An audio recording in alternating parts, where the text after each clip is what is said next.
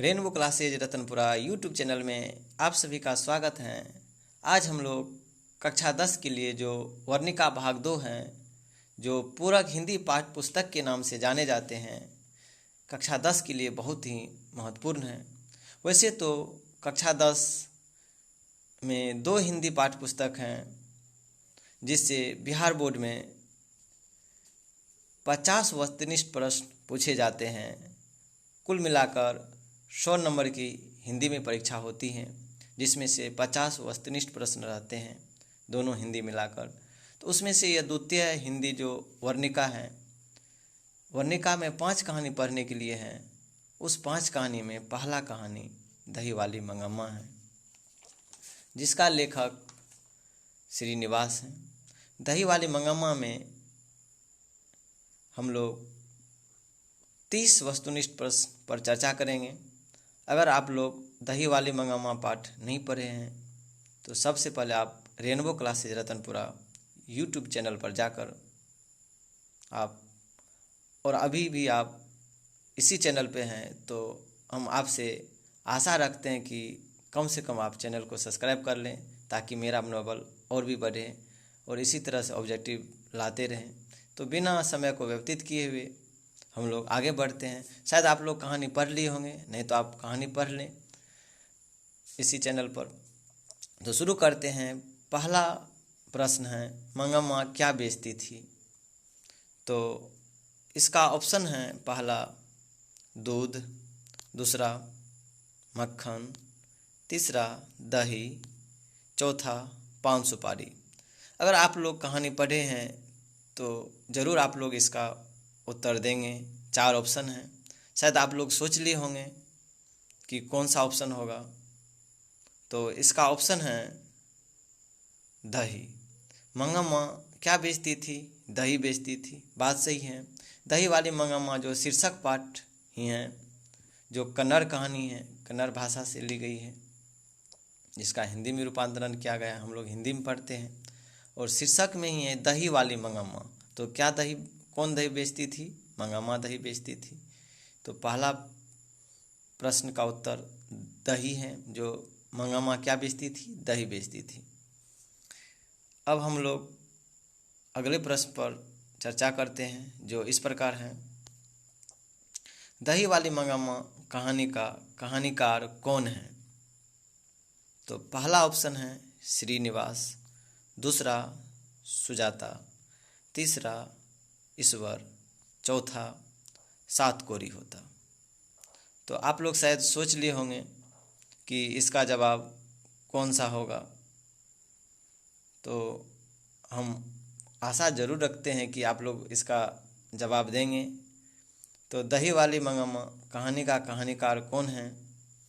तो इसका आंसर है श्रीनिवास। जैसा कि आप जानते होंगे कि दही वाली मंगम्मा का लेखक श्रीनिवास हैं, और सुजाता जो नगर के लेखक हैं। हम लोग थोड़ा पीछे जाते हैं कि पूरक हिंदी में 5 कहानी हैं। जो सुजाता जो हैं नगर की लेखक हैं, ईश्वर पेटलीकर माँ की हैं, सात कोरी होता ढहते विश्वास की हैं। तो दही वाली मंगम्मा कहानी का कहानीकार श्रीनिवास हैं। सही है। हम लोग इस दही वाली मंगम्मा पाठ की दौर में आगे बढ़ते हैं। अगला प्रश्न है, कथावाचक को मंगम्मा क्या कहती थी? पहला ऑप्शन है मौसी जी, दूसरा दादी जी, तीसरा माँ जी, चौथा चाची जी। कथावाचक को मंगम्मा क्या कहती थी? तो 4 ऑप्शन में से आप लोग शायद टिक कर लिए होंगे कि ये होंगे। तो इसका ऑप्शन है माँ जी। तो कथावाचक को मंगम्मा क्या कहती थी? माँ जी कहती थी। तो कथावाचक कौन है?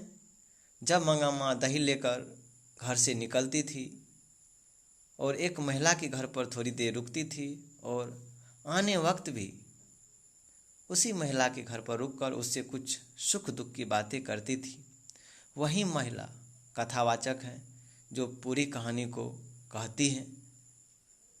तो उसको मंगम्मा माँ जी कहती थी। पुनः हम लोग आगे बढ़ते हैं। अगला प्रश्न है, मंगम्मा की बहू का नाम क्या था? तो पहला ऑप्शन है रगम्पा, दूसरा तमन्ना, तीसरा नजम्मा, चौथा इनमें से कोई नहीं। तो शायद आप लोग इसका जवाब दे दिए होंगे, मन में होंगे कि इसका ये होगा। तो इसका ऑप्शन है नजम्मा। बात सही है, मंगम्मा की बहू के नाम नजम्मा है। रगम्पा के बारे में हम लोग पढ़ेंगे आगे। अगर आप लोग शायद कहानी पढ़े होंगे तो ज़रूर पता होंगे कि रगम्पा कौन थे। तो चलिए आगे बढ़ते हैं अगले प्रश्न पर। अगला प्रश्न इस प्रकार है, रगम्पा कौन था? जिसका जिक्र कर रहे थे हम लोग, आ ही गए वो प्रश्न। तो पहला ऑप्शन है मंगम्मा का पुत्र, इनमें से कोई नहीं। पहले देख लेते हैं कौन कौन ऑप्शन है। मंगम्मा का पौत्र, नजम्मा का भाई। तो रगम्पा कौन था? तो शायद आप लोग इसका ऑप्शन पसंद कर लिए होंगे कि ये होंगे चार में से। तो देखते हैं इसका ऑप्शन कौन है। इनमें से कोई नहीं, बात सही है। रगम्पा कौन था? रगम्पा एक जुआरी था जो दिन भर इधर से उधर बोकते रहते थे, घूमते रहते थे। मंगम्मा का पुत्र का जिक्र है ही नहीं। मंगम्मा का पौत्र है, बात सही है। नजम्मा का भाई है नहीं कहानी के अनुसार से। हम लोग कहानी के अनुसार से बात करेंगे, ये नहीं कि अपने मन से अपने परिवेश से बोल देंगे कुछ कि कोई आसपास रगम्पा है उसी के बारे में। हम लोग कहानी से संबंधित जो भी उत्तर देंगे, कहानी से संबंधित उत्तर देंगे। तो अब दही वाली मंगम्मा जो कन्नड़ कहानी है, इस कड़ी की दौर में हम लोग आगे बढ़ते हैं। अगले प्रश्न पर अब चर्चा करते हैं जो इस प्रकार है, दही वाली मंगम्मा कहानी का हिंदी अनुवादक कौन है? अर्थात दही वाली मंगम्मा कहानी का हिंदी में अनुवाद किसने किया है? तो पहला ऑप्शन है B.R. नारायण, दूसरा है ईश्वर पेटलीकर, तीसरा है गोपाल दास नागर, चौथा है श्रीनिवास। तो शायद आप लोग कहानी पढ़े होंगे तो आप लोग ऑप्शन चूज कर लिए होंगे, पसंद कर लिए होंगे। तो इसका ऑप्शन है B.R. नारायण, बात सही है। दही वाली मंगम्मा कहानी का हिंदी में अनुवादक B.R. नारायण ने किया था। ईश्वर पेटलीकर माँ की लेखक हैं और गोपाल दास नागर का जिक्र ही नहीं है। श्रीनिवास दही वाली मंगम्मा का लेखक हैं, लेकिन हिंदी में अनुवाद किसने किए थे? B.R. नारायण ने। दही वाली मंगम्मा का लेखक है श्रीनिवास, लेकिन हिंदी में अनुवाद क्या है? B.R. नारायण ने। सही है, चलिए आगे बढ़ते हैं हम लोग। अगला प्रश्न है, दही वाली मंगम्मा किस भाषा में रचित कहानी है? तो पहला ऑप्शन है उड़िया, दूसरा कन्नड़, तीसरा गुजराती, चौथा तमिल। तो इसका सही उत्तर है कन्नड़, बात सही है। दही वाली मंगम्मा कन्नड़ भाषा में थी, जिसको हिंदी में रूपांतरण B.R. नारायण ने किया था। लेकिन पहले कौन भाषा में थी? कन्नड़ भाषा में।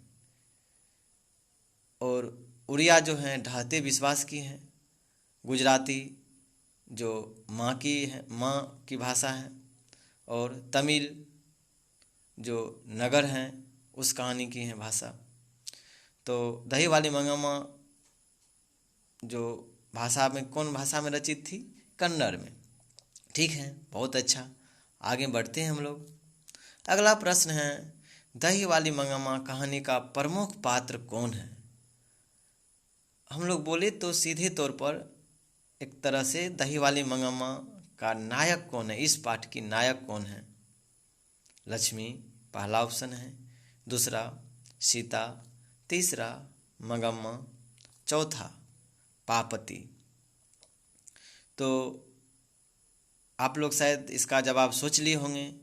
तो इस प्रश्न का उत्तर मंगम्मा। दही वाली मंगम्मा कहानी का प्रमुख पात्र मंगम्मा ही, बात सही है। कि प्रश्न में दही वाली मंगम्मा जो हम लोग पाठ का ही जिक्र कर रहे हैं और शीर्षक ही है दही वाली मंगम्मा, तो मंगम्मा ही प्रमुख पात्र हैं। तो अब हम लोग दही वाली मंगम्मा पाठ के इस कड़ी की दौर में आगे बढ़ते हैं। तो अगला प्रश्न है, बहू की दशा है, अर्थात बहू की क्या दशा है। जब मंगम्मा में बहू में झगड़ा होती हैं तो बहू की क्या दशा थी, किस तरह की दशा थी। तो पहला ऑप्शन है मछली सी, दूसरा है मगरमच्छ सी, तीसरा है गाय जैसी, चौथा है गाय सी। तो आप लोग कहानी पढ़े होंगे तो आप ज़रूर इसका जवाब देते होंगे। तो इसका सही उत्तर है, इस प्रश्न का सही उत्तर मगरमच्छ सी। बहू की दशा किस तरह से है, मगरमच्छ सी हैं कि पानी में रहते हुए भी सोचती हैं कि क्या करे नहीं करे। एक मगरमच्छ सी बोल रही हैं कि क्योंकि बहू को जो है ना अपने बेटे के बारे में भी सोचने हैं, अपने पति के बारे में भी सोचने हैं, अपने सास के बारे में भी सोचने हैं। तो बहू की दशा किस तरह से है, मगरमच्छ सी जैसी है। तो अब हम लोग अगले प्रश्न पर चर्चा करते हैं जो इस प्रकार है, अधिक बुद्धिमान कौन थी। अर्थात मंगम्मा और नजम्मा में कौन अधिक बुद्धिमान थी। जैसा कि आप लोग जानते हैं कि सास की नाम मंगम्मा और बहू की नाम नजम्मा है। तो पहला प्रश्न है मंगम्मा कोई महिला, नजम्मा और सीता है। तो अधिक बुद्धिमान कौन थी, मंगम्मा, कोई महिला, नजम्मा, सीता। तो शायद आप लोग सोच लिए होंगे। तो इसका सही उत्तर है नजम्मा। बात सही है, नजम्मा अधिक बुद्धिमान थी। किसकी तुलना में, मंगम्मा की तुलना में। क्योंकि नजम्मा ने, जब मंगम्मा से झगड़ा हुई थी नजम्मा की, तो नजम्मा ने अपने बेटे को अर्थात मंगम्मा के पोते को मंगम्मा के पास ही छोड़ दिए, ताकि एक जुआरी जो रगम्पा नाम का था वो मंगम्मा से रुपया नहीं ले ले, धन नहीं ले ले। जिस कारण मंगम्मा से झगड़ा भी हुई थी थोड़ा बहुत। तो इस तरह से देखा जाए पूरा कहानी दही वाली मंगम्मा को, तो मंगम्मा की तुलना में नजम्मा अधिक बुद्धिमान थी। तो सही उत्तर है नजम्मा। तो हम लोग अगला प्रश्न पर चर्चा करते हैं जो इस प्रकार है, कथाकार को वर्षों से मंगम्मा कौन सी वस्तु दिया करती थी। अर्थात कथाकार जो एक संभ्रांत महिला है जो गांव में थी, जिसके घर पर और जिसके घर पर आने वक्त भी और जाने वक्त भी मंगम्मा कुछ देर के लिए रुकती थी और अपना सुख दुख सुनाती थी कि यहीं की घरा में छेद कर दिए, आज दही अच्छे से नहीं जमी, आज पोता ने ये किए, आज सास ने, मतलब सौसे बोल रही हैं, आज बहू ने झगड़ा कर लिया, आज बेटा वैसे चले गए खाए हुए। तो इस प्रकार से बातें करती थी, किसे, कथाकार से, जो इस कहानी को बोली है।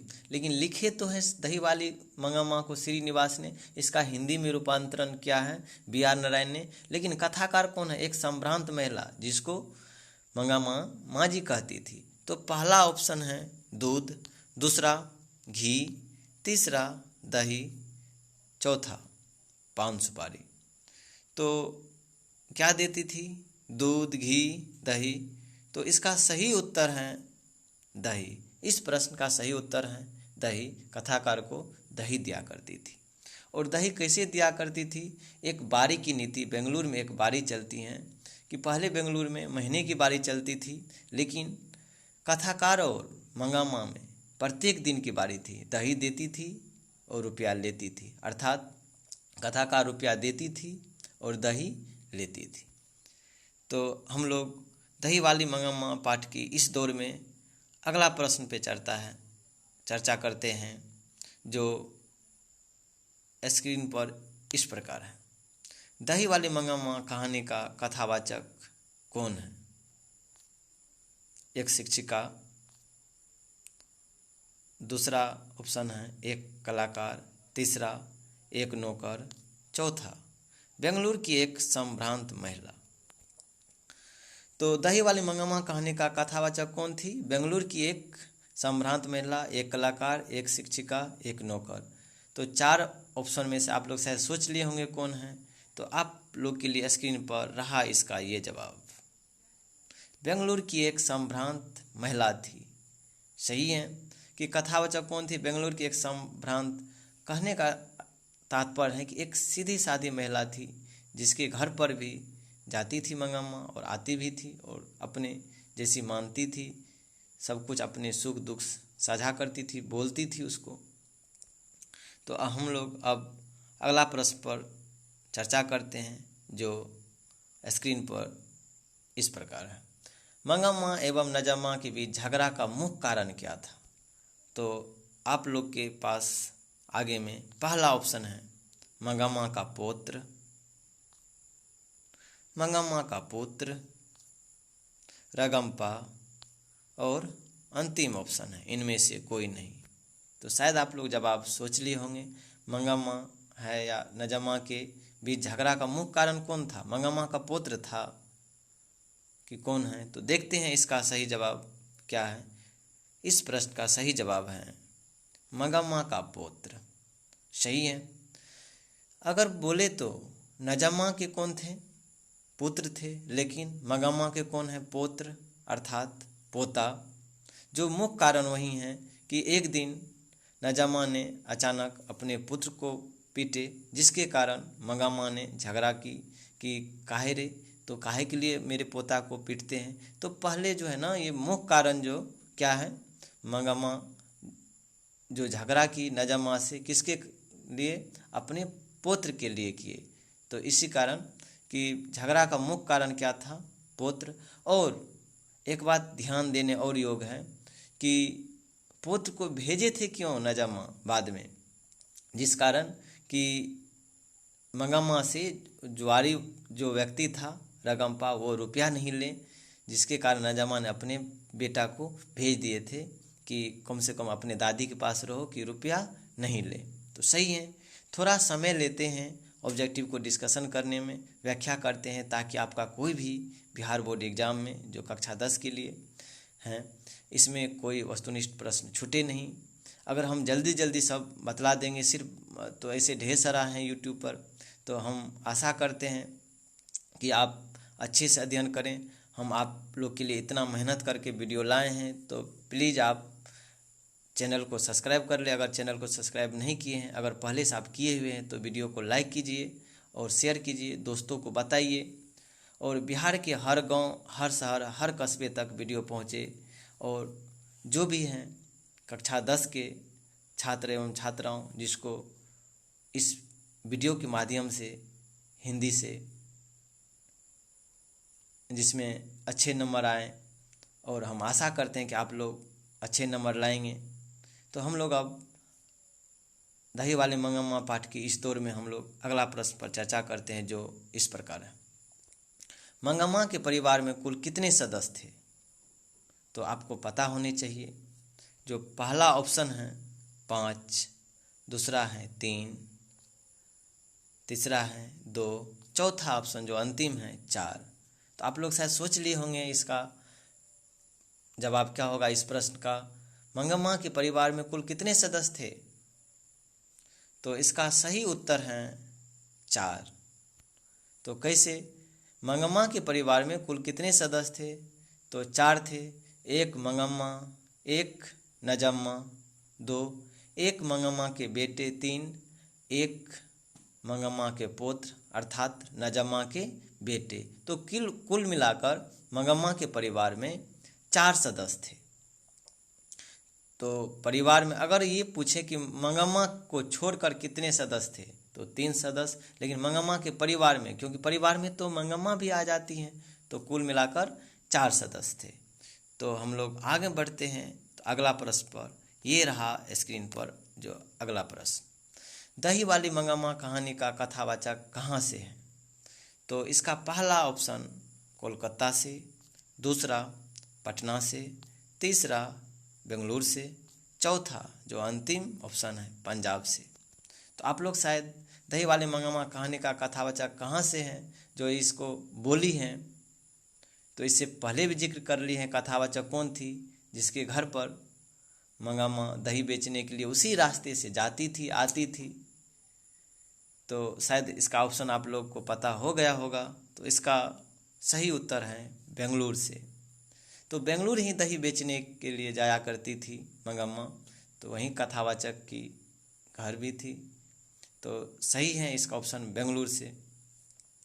तो हम लोग पुनः अगले प्रश्न पर चर्चा करते हैं जो स्क्रीन पर हैं। ये रंगम्पा था, यहाँ पर स्पष्ट है। पहला ऑप्शन है जुआरी, दूसरा वकील, तीसरा व्यापारी, चौथा ऑप्शन है किसान। तो रंगम्पा कौन था? वकील तो था ही नहीं।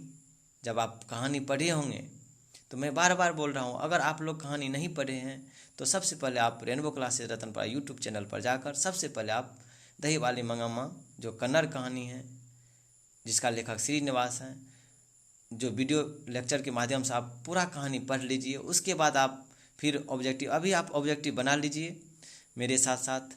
उसके बाद आप ये कहानी पढ़ लीजिए, पुनः ऑब्जेक्टिव बनाइएगा। तो 30 ऑब्जेक्टिव में से जो आप लोग के लिए 30 ऑब्जेक्टिव हैं, इसमें से एक भी ऑब्जेक्टिव मिस नहीं होगा, यह मेरा गारंटी है। और बिहार बोर्ड में एग्ज़ाम में बहुत अच्छे नंबर आएंगे, ये मेरा गारंटी है।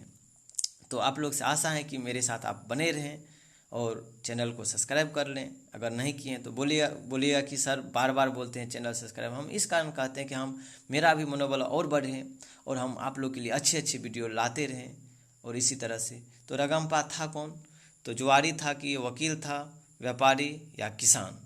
तो इसका सही उत्तर है जुआरी था। जैसा कि आप लोग भी जानते होंगे रंगम्पा जुआरी था। तो हम लोग अब यह दही वाली मंगम्मा पाठ की इस दौर में धीरे धीरे आगे बढ़ते हैं। जो अगला प्रश्न इस प्रकार है, घर में मंगम्मा की किससे नहीं बनती थी? किससे नहीं बनती थी घर में मंगम्मा की? तो पहला ऑप्शन है पति से, दूसरा बेटी से, तीसरा बहू से, चौथा सास से। पहले तो प्रश्न पे हम लोग गौर करते हैं, घर में मंगम्मा की किससे नहीं बनती थी? किससे नहीं बनती थी? पति से, पहला ऑप्शन है पति से, दूसरा है बेटी से, तीसरा है बहू से, चौथा है सास से। पहले आप लोग इसका जवाब दीजिए, शायद सोच लिए होंगे आप लोग। तो इसका हम सही उत्तर बतलाते हैं बहू से। तो इसका सही उत्तर क्या है? बहू से। कैसे? कि क्योंकि मंगम्मा जो, जैसे इसमें पहला ऑप्शन है पति से, पति तो थे नहीं, इसको तो पहले ही छोड़ दिए थे। बोले जब इसको एक सारी नसीब नहीं हुए तो क्या पति रहेंगे, दूसरे के पीछे भागते पराते रहे। कौन? मंगम्मा के पति। लेकिन यह अपना धर्म नहीं छोड़ी। कौन अपना धर्म नहीं छोड़ी? मंगम्मा कभी अपना धर्म नहीं छोड़ी। अगर दूसरे औरत रहती तो जिस तरह से रंगम्पा एक दिन हाथ पकड़ लिए तो क्या से क्या हो जाता, लेकिन अपना धर्म नहीं छोड़े। कम से कम मेरा पति तो नाम का है। तो पति से तो इसका तो कोई झगड़ा था ही नहीं, बेटी तो थी नहीं, और बहू से ही झगड़ा हुई, सास तो थे ही नहीं। तो सही ऑप्शन है बहू से। घर में मंगम्मा की किससे नहीं बनती थी? बहू से। तो हम लोग धीरे धीरे और आगे बढ़ते हैं। तो अगला प्रश्न ये रहा, श्रीनिवास का पूरा नाम है। पहला ऑप्शन है सुजाता, दूसरा ऑप्शन है सावरदैया, तीसरा है सावरदैया ही, चौथा मास्ती वेंकटेश अयंगार। हम दो ऑप्शन सेम ही दे दिए कि यहाँ पर भी बोले वहाँ पर भी। तो अगर आपको ऑप्शन रहेंगे जब बोर्ड में कि सावरदैया दो रहेंगे नहीं, लेकिन हमने दे दिए दो ऑप्शन कि श्रीनिवास जी का पूरा नाम क्या था? सुजाता, सावरदैया या मास्ती वेंकटेश अयंगार। तो आप लोग कहानी पढ़े होंगे तो ज़रूर इसका जवाब शायद सोच लिए होंगे। तो इसका सही उत्तर है मास्ती वेंकटेश अयंगार। जो यह कलर जो रंग परिवर्तन हो जाती हैं, यही इसकी सही उत्तर होती हैं प्रश्न की। तो श्रीनिवास का पूरा नाम क्या था? मास्ती वेंकटेश अयंगार। तो चलिए हम लोग आगे बढ़ते हैं अगला प्रश्न पर। ये रहा स्क्रीन पर अगला प्रश्न, दही वाली मंगम्मा कहानी किसे संदेश देती है? तो पहला ऑप्शन है बेटी को, दूसरा माँ को, तीसरा बहुओं को, चौथा किसान को। तो आप लोग शायद सोच लिए होंगे इसका सही उत्तर, जो किसे संदेश देती है दही वाली मंगामा कहानी? तो इसका देखते हैं। शायद आप लोग सोच लिए होंगे, इसका सही उत्तर है बहुओं को। बात सही है। दही वाली मंगामा जो है तो सास पर आधारित कहानी, लेकिन बहुओं को शिक्षा देती है कि अगर सास बूढ़ी हो गई है तो बहू को चाहिए कि अपने सास को कैसे रखने हैं, कैसे घर को चलाने हैं। तो यह किसको संदेश देती हैं? बहुओं को। आप ये नहीं सोच लीजिएगा कि सास को, तो ये जो है ना बहुओं को, क्योंकि सास तो बूढ़ी हो गई है, अब वो क्या करेगी नहीं करेगी आप पर निर्भर करते हैं, अर्थात बहुओं पर। तो यह खासकर दही वाली मंगामा बहुओं को संदेश देती है। लेकिन दही वाली मंगामा के नायक कौन है? लेकिन इसका नायक मंगम्मा है, लेकिन संदेश किसको देती हैं? बहुओं को। तो मैं आपसे अनुरोध करते हैं कि थोड़ा हम समय ले रहे हैं, लेकिन डिस्कशन कर रहे हैं। अगर जल्दी जल्दी बतला देंगे, विस्तारित रूप से नहीं जानेंगे, तो फिर ऑब्जेक्टिव देखकर क्या फ़ायदा? ऑब्जेक्टिव देखने का मतलब ये नहीं है, वस्तुनिष्ठ प्रश्न देखने का मतलब ये नहीं है कि देख लिए बस समझ में नहीं आए। तो इससे अगर ऑब्जेक्टिव करते हैं तो पूरा चैप्टर रिवीजन हो जाता है। तो ऐसे हम लोग ऑब्जेक्टिव डिस्कशन करते हैं। तो एक चैप्टर करते हैं, अगर आधा घंटा समय ले रहे हैं तो आधा घंटा में तो एक चैप्टर कंप्लीट कम से कम तो हो जा रहे हैं। अगर हम अच्छे से नहीं करेंगे तो फिर आप इसी को 5 बार 7 बार पढ़िएगा। तो उससे अच्छा है कि एक ही बार अच्छे से पढ़ लें। तो चलिए हम लोग अगला प्रश्न पर चर्चा करते हैं। तो स्क्रीन पर ये रहा आपका अगला प्रश्न। दही वाली मंगामा किस शहर में दही बेचा करती थी? तो पहला ऑप्शन है पटना में, दूसरा है बेंगलुरु में, तीसरा है कोलकाता में, चौथा है दिल्ली में। तो दही वाली मंगामा किस शहर में दही बेचा करती थी? तो आप लोग शायद सोच लिए होंगे। तो दही वाली मंगामा किस शहर में दही बेचा करती थी? तो इसका सही उत्तर है बेंगलुरु में। बात सही है। जो कथावाचक हैं उसकी घर कहाँ थी? बेंगलुरु में ही। उसी के घर पे उसी घर से होकर दूसरे गांव भी जाया करती थी और आया भी करती थी उसी होकर। तो दही वाली मंगामा किस शहर में दही बेचा करती थी? तो बेंगलुरु में। पटना में नहीं, दिल्ली में नहीं, कोलकाता में नहीं, तो कहाँ पर? बेंगलुरु में। तो मेरे साथ आप थोड़ा बहुत बोलते भी रहिए कि कहाँ पर बेचा करती थी? बेंगलुरु में, तो आप भूलेंगे नहीं। तो पुनः हम लोग दही वाली मंगामा पाठ के इस दौर में अगला प्रश्न पर चर्चा करते हैं। ये रहा आपके स्क्रीन पर अगला सवाल। B.R. नारायण ने किस कहानी का अनुवाद किया है? तो पहला ऑप्शन है दही वाली मंगामा, दूसरा है ढहते विश्वास, तीसरा है नगर, चौथा ऑप्शन है जो अंतिम ऑप्शन है माँ। तो शायद आप लोग इसका सही उत्तर मन में सोच लिए होंगे। तो इस प्रश्न का सही उत्तर है दही वाली मंगामा। बात सही है। B.R. नारायण ने ही दही वाली मंगामा शीर्षक कहानी, जो दही वाली मंगामा कन्नड़ कहानी है, इसका हिंदी में अनुवाद किया है। लेकिन दही वाली मंगामा का लेखक श्रीनिवास हैं, लेकिन हिंदी में अनुवाद कौन किए हैं? B.R. नारायण ने। ढहते विश्वास हैं उसका अलग है, तो हम लोग पढ़ेंगे पुनः। और आप लोग को मैं बता दूं कि अगला भी जो ढहते विश्वास है उसका भी हम लोग वस्तुनिष्ठ प्रश्न करवाए हुए हैं। तो आप लोग चैनल पर जाकर जितने भी हैं, हिंदी के जितने भी हैं, पहला पाठ्य पुस्तक की और ये पूरक हिंदी हैं, सभी का ऑब्जेक्टिव आपको मिल जाएंगे।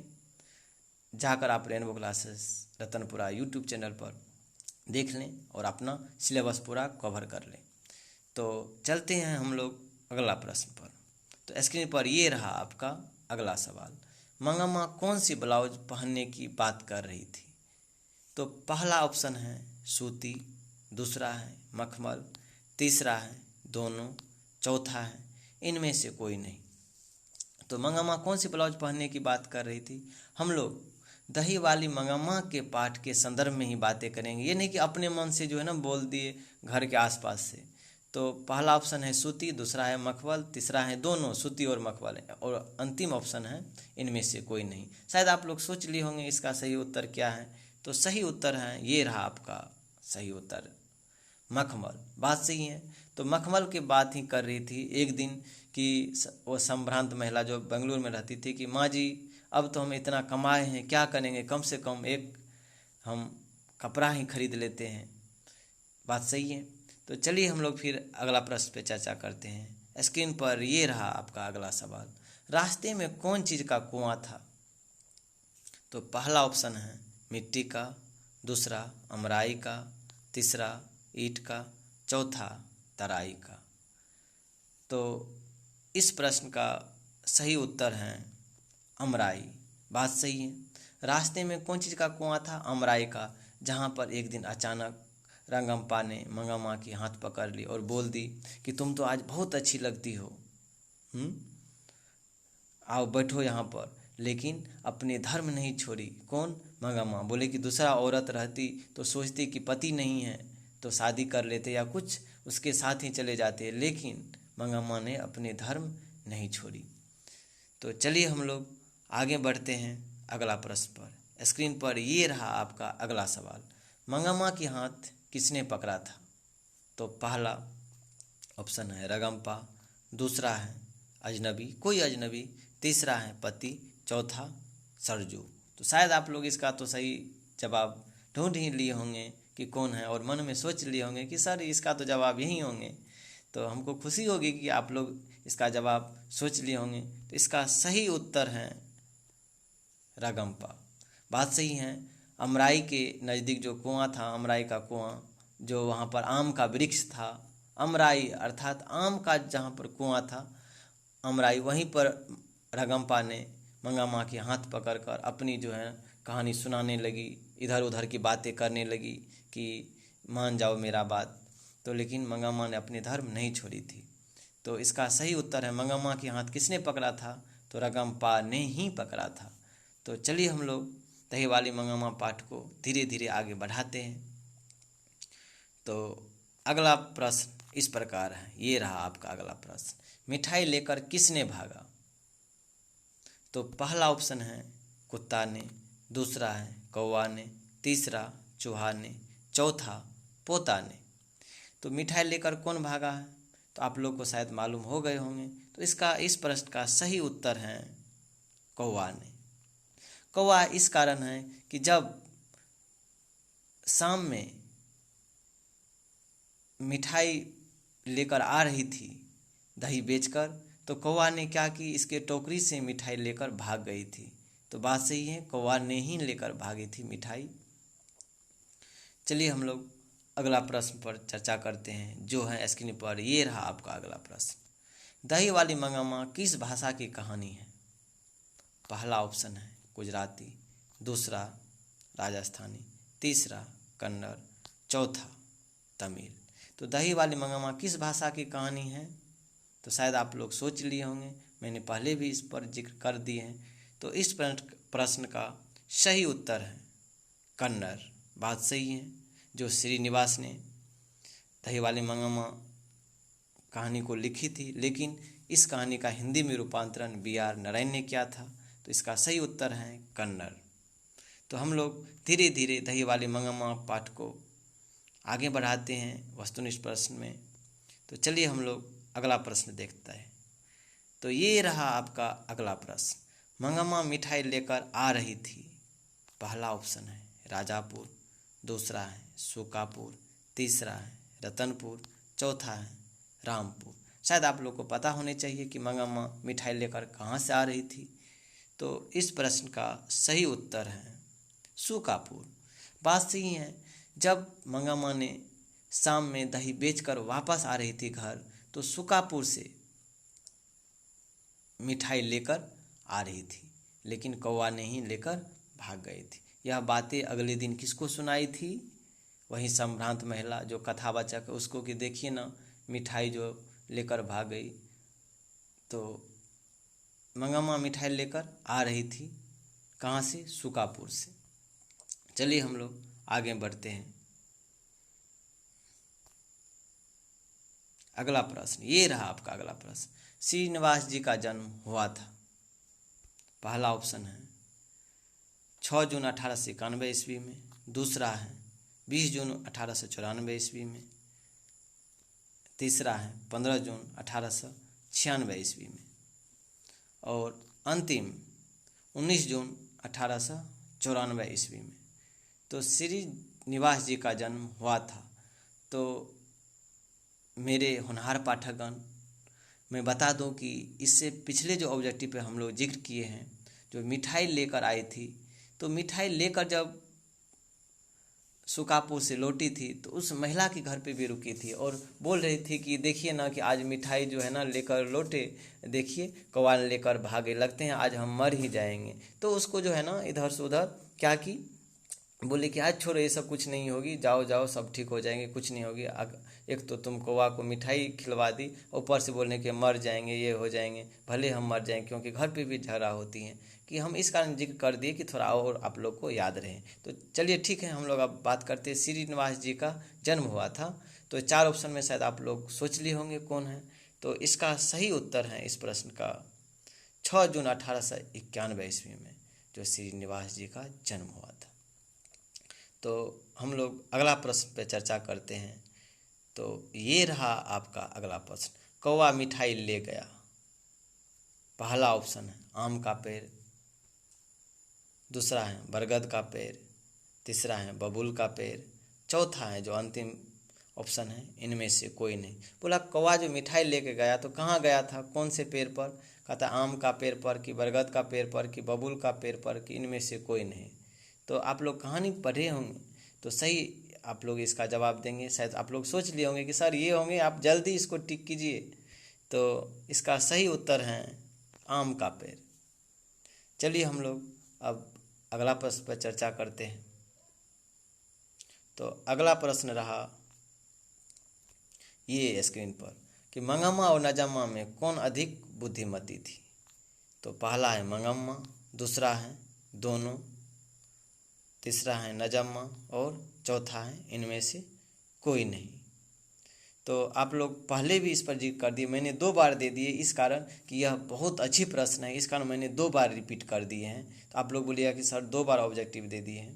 तो मंगम्मा और नजम्मा में कौन अधिक बुद्धिमती थी। जैसा कि आप जानते हैं कि नजम्मा अधिक बुद्धिमती होंगे शायद। तो आपका सही उत्तर बहुत अच्छा, आपका सही उत्तर है नजम्मा। तो चलिए हम लोग इस दौर में दही वाली मंगम्मा पाठ की इस दौर में आगे बढ़ते हैं। तो इस प्रकार से 30 प्रश्न समाप्त होती हैं। अगर आप लोग को वीडियो अच्छी लगी हो तो आप वीडियो को लाइक कीजिए, शेयर कीजिए और चैनल को सब्सक्राइब कीजिए।